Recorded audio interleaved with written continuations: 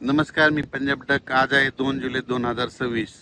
तर मी 28-29 तारखेला सोयाबीन पेरली होती. तर पाहू शकतात, पाऊस पडला तर निघाली ही सोयाबीन आमची निघत आहे.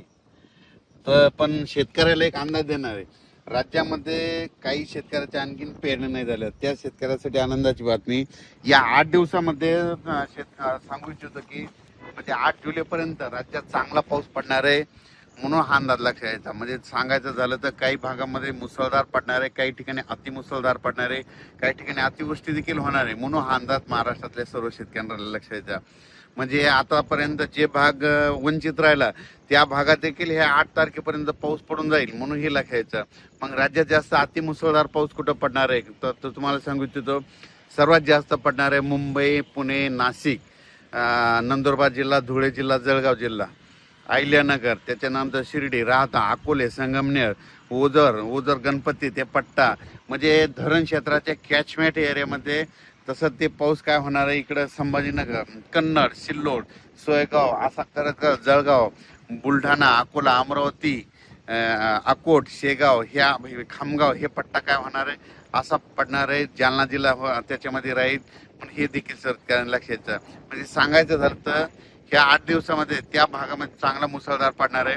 पण उर्वरित राज्यात देखील म्हणजे काही जिल्हे आहेत, म्हणजे सातारा जिल्हा, सांगली जिल्हा, सोलापूर जिल्हा, पुणे जिल्ह्याचा पश्चिम भाग, त्याच्यानंतर इकडं धाराशिव जिल्हा, लातूर जिल्हा, बीड जिल्हा, नांदेड जिल्हा, परभणी जिल्हा, हिंगोली जिल्हा, यवतमाळ जिल्हा, वाशिम, त्याच्यानंतर वर्धा, नागपूर, भंडारा, गोंदिया, चंद्रपूर, यवतमाळ, हे सगळीकडं मग काय होणार आहे, ह्या 8 दिवसामध्ये पाऊस पडणार. काही ठिकाणी जोराचा पडणार, ओढे नाले पडणार, कुठं रिमझिम पडणार, काही ठिकाणी सततधार राहणार, म्हणून हे लक्षायचं.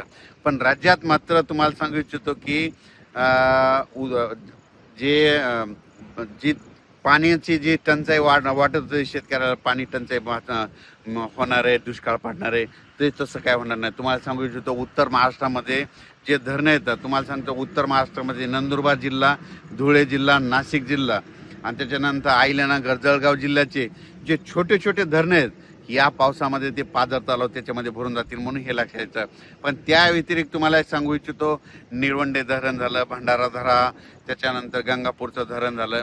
काय होणार आहे, इकडं उत्तर महाराष्ट्राकडे पाऊस पडणार आहे, गोदावरीला, नाशिककडे पूर येणार आहे, त्याच्यामुळे ते पाणी काय होणार आहे ह्या धरणामध्ये येणार आहे. ते धरणं जर भरले तर मग काय होतं, त्याच्या खालचे जे धरणं आहेत, मग जायकवाडी धरण हे, मग त्या धरणाचं पाणी त्याच्यात सोडतं, म्हणून शेतकऱ्यासाठी आनंदाची बातमी. म्हणजे पिण्याचा प्रश्न त्या त्या पट्ट्यातला मिटू शकतो, म्हणून हे लक्षायचं. पुण्यात पुन्हा कोकणपट्टीचं एक सांगायचं झालं तर उजनी धरणाबाबत शेतकऱ्याचे फोन आले, कोयना धरणाबाबत आले, तर त्या भागात देखील काय होणार, कोकणपट्टी ह्या 8 दिवसामध्ये कोकणपट्टीकडं म्हणजे रत्नागिरीपासून ते इकडं मुंबईपर्यंत, पालघरपर्यंत मुसळधार, अतिमुसळधार पाऊस पडणार आहे. कोकणपट्टी, घाटमाता, महाबळेश्वर, त्या पुणे त्या परिसरामध्ये. मग त्याच्यामुळे काय होणार आहे, जे कोयना धरणाचा जे कॅचमेंट एरिया पाऊस पडण्याचा, त्या एरियात पाणी पडणार आहे आणि कोयना धरणाला लगेच पाणी येणार आहे. त्याच्यानंतर उजनी धरणात देखील काय होणार आहे, पुण्याकडे तिकडल्या पट्ट्यामध्ये पाऊस पडणार आहे, त्याच्यामुळे उजनी धरणात देखील या पावसामध्ये बऱ्याच भागामध्ये आवकमध्ये सुरुवात होणार आहे, म्हणून हे लक्षात. सांगायचं झालं तर 8 जुलैपर्यंत राज्यात म्हणजे आज 2 तारखेपासून 8 जुलैपर्यंत दररोज वेगवेगळ्या भागात जोराचा पाऊस पडणार आणि शेतकऱ्याची ज्यांचं पेरायचं राहिलं सगळीकडे पाऊस पडणार, सगळ्याच्या पेरण्या होणार आहे. आणि त्याच्यानंतर तुम्हाला सांगितलं हे पाऊस 8-9 तारखेपर्यंत चालत, पण त्याच्यानंतर पुन्हा लगेच 13-14 तारखेला पुन्हा पाऊस येणार आहे. पुन्हा जुलैच्या शेवटच्या देखील आठवड्यात पाऊस येणार आहे, म्हणून शेतकऱ्यांना घाबरू नका. दुष्काळ वगैरे काही पडणार नाही, पण पाऊस येणार, सगळ्या शेतकऱ्याच्या पेरण्या होणार आहे. फक्त मागं पुढं होणार आहे एवढं मात्र निश्चित लक्षात घ्यायचं. जमिनीमध्ये ईद बरोबर असेल तर शेतकऱ्याने पेरणी करायला काही हरकत नाही. आम्ही देखील पेरणी केल्याच्या नंतर बघा सारखा दररोजच पाऊस आहे आणि आमचं सोयाबीन आता उगून निघलं. आणि पण मुंबईकरांना आणि नाशिक जिल्ह्यातल्या मुंबईकरांच्या, नाशिक जिल्ह्याच्या जनतेला एक माझं एक आव्हान आहे, हे 8 दिवस जरा सतर्क करा. काय करा, वडे नाले ज्यांचे घर नाल्याच्या बाजूला, वड्याच्या बाजूला असेल तर तुम्ही जरा काळजी घ्या. पाऊस जर चालू असला सारखा, जर 3 तास पाऊस चालू राहिला तर तुम्ही समजायचं बिलकुल पूर येणार आहे, म्हणून ती परिस्थिती राहता तुम्ही दक्ष राहा. कारण की मुंबईमध्ये खूप अतिमुसळधार पाऊस पडणार आहे. मुंबईपेक्षा जास्त नाशिकच्या म्हणजे दिंडोरी आणि आपलं दिंडोरी आणि इकडे गुजरातचा परिसर, नंदुरबार जिल्हा, धुळे जिल्हा, नाशिक, निपाड, ह्या येवला, सगळीकडे जवळपास चांगला जोराचा पाऊस पडणार आहे. अहिल्यानगर पडणार आहे. ती पाऊस परत काय होईल इकडं अहिल्यानगर करत इकडे कडाष्टी बीडकर देखील येणार आहे. पाथर्डीकर पडणार आहे. तिकडं जर पडलं तर परत तिकडं एका दिवस त्या नदीला पाथर्डीच्या तिकडल्या देखील पूर येऊ शकतो. म्हणून त्या पाथर्डीकरल्या शेतकऱ्यांनी लक्षात घ्यायचं. कारण की कमी वेळेत जास्त पाऊस पडला तर तुम्हाला सांगू इच्छितो पूर येण्याचं लक्षण कसं असतं.